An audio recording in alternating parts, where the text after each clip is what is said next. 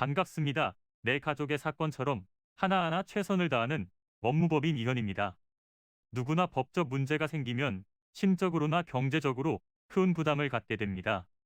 혼자서 해결해 보려 하겠지만 만족스러운 결과를 이끌어내기가 쉽지 않죠.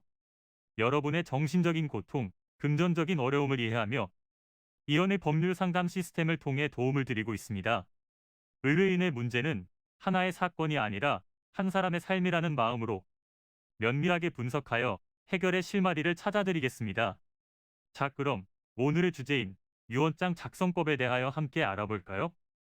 시작이 있으면 끝도 반드시 존재하듯 사람은 태어나는 그 순간부터 모두 나이를 먹어가며 언젠가는 죽음을 맞이합니다.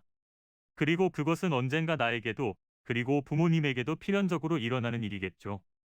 그렇게 죽음을 맞이하기 전 미리 유언장을 작성해 놓는 분들이 많아지고 있습니다. 본인이 재산을 가지고 있고 이를 물려받을 자식이 있다면 이를 어떻게 분배할지에 대해 미리 결정하는 과정이 필요하기 때문입니다. 유언을 남기게 될 경우에는 유언장 형식에 맞춰 작성하는 것이 중요합니다. 민법에서 정한 방법에 맞추지 않으면 효력이 발생하지 않기 때문입니다. 유언장 작성법은 총 5가지 방법이 존재합니다. 가장 먼저 알아볼 방식은 자필 증서인데요. 사람들이 가장 흔하게 사용하는 방법이기도 합니다. 반드시 자필로 작성하셔야 하며 유언자의 이름과 도장, 주소 그리고 날짜가 포함되어야 합니다. 두 번째 방식은 바로 유언 공증입니다. 국가로부터 공증 자격을 보유하고 있는 변호사와 같은 공증인과 유언자 본인, 증인 2명과 같이 유언을 남기는 것입니다. 제일 확실한 방법 중 하나로 재산 때문에 자녀 간 분쟁이 일어날 것 같은 경우 사용하게 되는 방식입니다. 세 번째 방식은 녹취 형식으로 유언을 남기는 것입니다. 이 방법 또한 날짜를 내용에 무조건 포함해야 하며 본인이 직접 녹음을 해야 합니다. 증인의 목소리로 남기려는 내용을 한 번 더 녹음해야 하기 때문에 증인도 필요합니다. 네 번째 방식은 구수증서인데 유언자의 건강 상태가 많이 좋지 않은 경우 어쩔 수 없는 상황에서 쓰이게 됩니다. 2명의 증인이 있는 곳에서 1명이 대리로 작성하게 되고 완료된 이후에는 2사람의 날인과 서명을 받아야 하며 법원으로부터 7일 이내에 검인을 받게 되면 법적인 효력을 지니게 됩니다. 마지막 유언장 작성법은 비밀증서 방식입니다.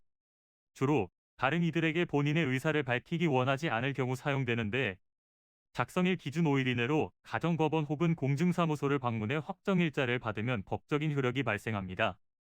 이는 간단히 분석될 문제가 아닌 경우들이 대부분이므로 꼭 법률적인 상담을 받아보는 것이 현명하다고 볼 수 있습니다. 그리고 가능한 한 긴 싸움이 되지 않도록 최대한 빠르게 조치를 취하는 것이 좋습니다.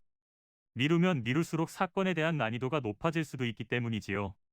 가벼운 병도 방치를 하면 상당히 무거운 병이 되듯이 이 또한 역시 사전에 바로잡으셔야만 간단한 조치로도 해결할 수 있는 가능성이 높아지는 것입니다.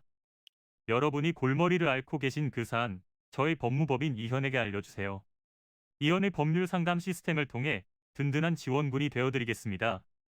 간혹 변호사가 아닌 사무장 등과 상담하는 줄로 오해하시는 분들이 계시는데 이는 전혀 아니며 저희 법무법인 이현은 변호사와 1대1로 상담이 이루어진다는 점을 다시 한번 꼭 알려드립니다.